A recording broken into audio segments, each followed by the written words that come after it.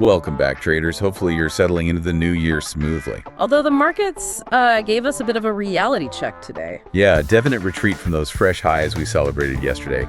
The Dow took the biggest hit, really, amid that mix of hotter services data and some cooler labor signals. Right. And meanwhile, you had QQQ just clinging to that key trend line support. Exactly the one we spotlighted last week. And that sector rotation, wow.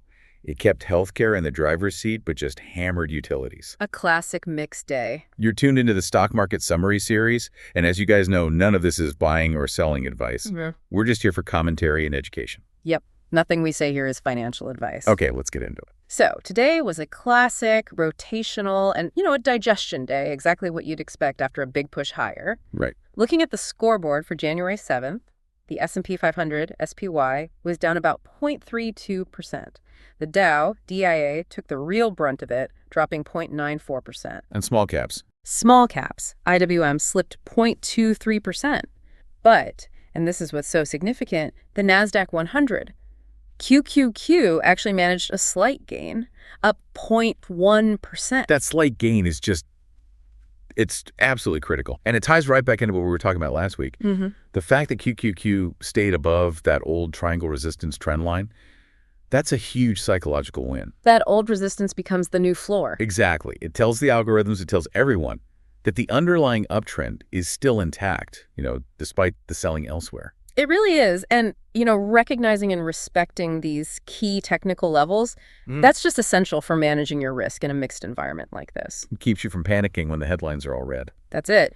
Knowing when a pullback is just consolidation versus a real reversal, that's what separates successful traders. Right. And mastering that detailed pattern recognition is, well, something we teach extensively in the Grok Trade Mentorship program. We also saw that really clear sector divergence today. Oh, yeah. It connects right back to the QQQ's stability, healthcare, XLV. It was extending that volume-driven breakout quite nicely. But the defensive sectors... They got crushed, absolutely crushed. Utilities, XLU, just hit so hard.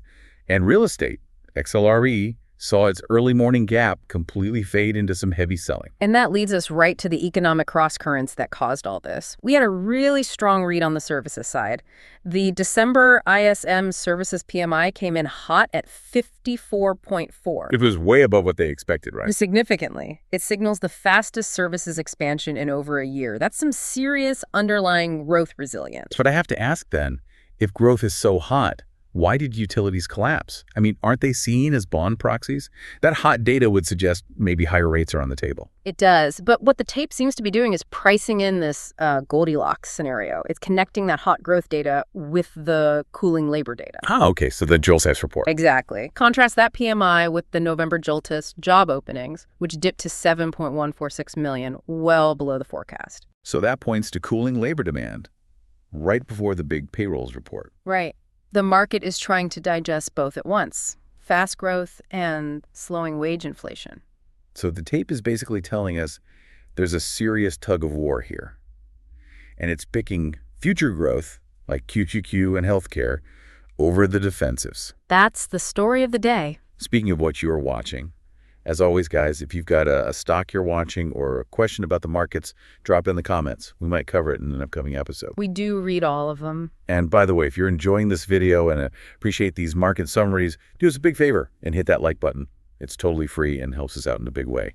And click subscribe, too, so you don't miss a beat. You can always unsubscribe later. Now, let's quickly touch on assets outside of equities. Bitcoin got slammed today. Yeah, what happened there? Dropped about 2.9% after it lost ground near those consolidation highs. So we're watching to see if this pullback is just a simple shakeout of weak hands or if it signals a deeper retest of support. And the metals, they seem to extend their retreat.